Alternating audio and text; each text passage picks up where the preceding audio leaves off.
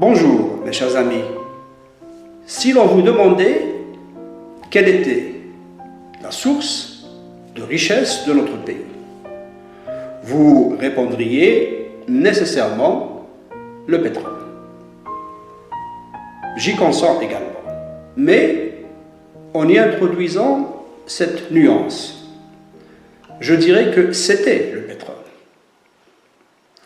Mon objectif étant de susciter deux interrogations. La première consisterait à nous demander si nous sommes encore fondés à nous considérer comme un pays pétrolier. La seconde, une interrogation autour de l'importance réelle de cette richesse. Si nous raisonnions en termes de réserves prouvées, alors oui, nous sommes un pays pétrolier. Elles sont de l'ordre de 12,2 milliards de barils en 2018. Et cela selon une étude d'une agence américaine, EIA. Les réserves de schiste, dont on dit que nous détenons les troisièmes réserves au monde, après la Chine entre autres, resteront néanmoins et pour longtemps inaccessibles en raison de l'absence des facteurs nécessaires à leur valorisation. Il y a de nombreuses contraintes à cela. L'éloignement des gisements, l'indisponibilité des capitaux et de la technologie, le manque d'eau et d'infrastructures, pipelines et routes, et plus que tout, la maîtrise problématique des paramètres environnementaux. Pour finir, ajoutons-y l'opposition absolue de l'opinion publique à leur exploitation. Illizi, Hassi Barkil, Hassi Messaoud Dahar sont les trois gisements en exploitation qui renferment 70% des réserves prouvées en hydrocarbures. C'est donc là que se trouve l'essentiel de la richesse pétrolière de l'Algérie. Le problème est que ces gisements sont très mal exploités, si bien qu'aujourd'hui, ils sont en attente d'une remise en valeur qui exige des milliards de dollars d'investissement. Faisons quelques rappels historiques. Au meilleur de notre histoire, la production de pétrole brut n'avait guère atteint le rythme soutenu d'1 million de barils jour. Invariablement, nous oscillions entre 700 et 850 000 barils jour. Nos moyens financiers et technologiques ne permettant pas de meilleures performances.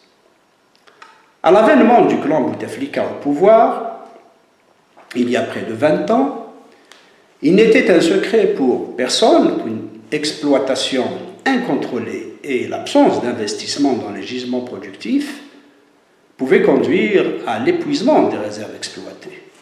Dès 2013-2014, des organismes internationaux signalaient les baisses importantes des niveaux d'extraction des gisements en exploitation. À présent, il est établi que pour le pétrole, les réserves exploitables ne couvriraient pas les 20 prochaines années. L'exploitation du gaz, quant à elle, décline aussi et de la façon la plus spectaculaire. Le gisement géant de Hassi R'Mel, qui renferme à lui seul la moitié des réserves conventionnelles prouvées de gaz naturel, eh bien, il est sur le parcours du déclin également. Les projections d'experts crédite ce site de quelques 15 années d'exploitation, seulement 15 années d'exploitation. Nous cheminons inexorablement vers l'épuisement, hormis dans le cas de nouvelles découvertes ou de progrès technologiques majeurs. Qu'aurions-nous laissé à l'actuelle génération et aux générations qui viendront? Un pays appauvri, une industrie désuète, dépourvue de toute capacité concurrentielle au plan international et dépendante des matières premières de technologies coûteuses. Une agriculture peu productive, elle aussi dépendante des marchés extérieurs pour les intrants, la technologie, les capitaux. Le régime imposé au pays par le clan Bouteflika a généré une classe d'entrepreneurs et d'hommes d'affaires dont la priorité était de soutirer le maximum de profit au pays, naturellement. Conscient de s'enrichir à l'abri d'un pouvoir forcément éphémère, ils ont orchestré méthodiquement 20 ans durant le transfert des richesses des Algériens vers les coffres des banques étrangères.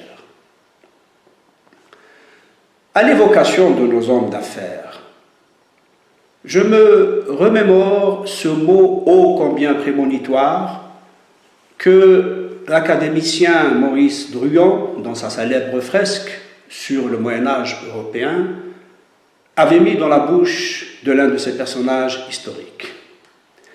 Un pays qui voit l'argent s'envoler ailleurs devient pauvre, quelle que soit sa richesse.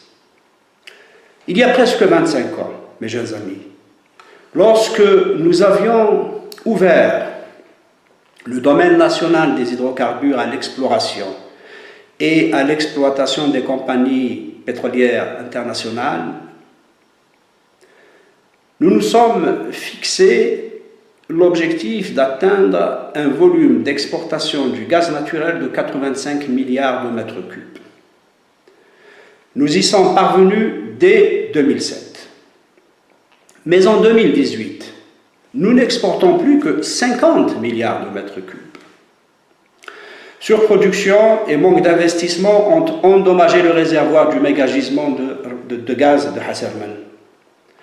Depuis quelques années, le domaine du sud-ouest est ouvert à l'exploration et accueille des projets d'exploitation et de transformation du gaz. On escompte une production supplémentaire de 4,5 milliards de mètres cubes.